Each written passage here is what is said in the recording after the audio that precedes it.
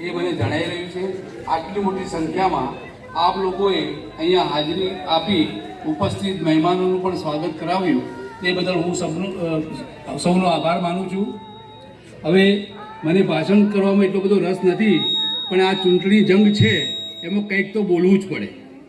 હવે હું ટૂંકમાં એટલું જ કહું છું કે આપણે 26 તારીખે પંજાના નિશાન પર એટલા મતો આપો કે બીજા પક્ષવાળા એમ કહી જાય કે આ બટનો ક્યાંથી દબાવીને આવ્યા.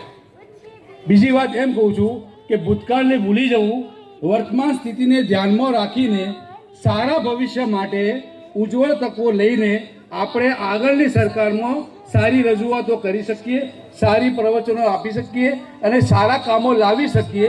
એ હું આશા સાથે આપ સૌનો સહકાર માનું છું. અને આપ સૌનો સાથ અને સહકાર હશે તો કોંગ્રેસ હંમેશા જીતતી આવી છે અને જીતશે.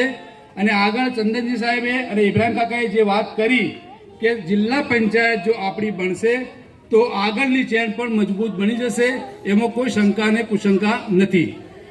આજે મારા નીચે 4 તાલુકાઓ છે. હું જિલ્લાની ઉમેદવારી નોંધાવેલી છે.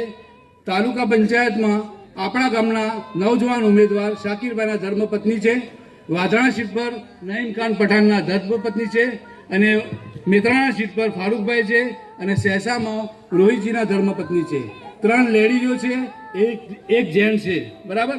અને આ બધાને આપણે પંજાના નિશાન પર કોંગ્રેસ પક્ષ તરફથી વોટ અપાવી પોતાના મતોનો અધિકાર લઈને અને સાથ સહકાર આપી ભારી બહુમતીથી વિજય બનાવો એવી આપ સૌ સાથે હું અપેક્ષા રાખું છું.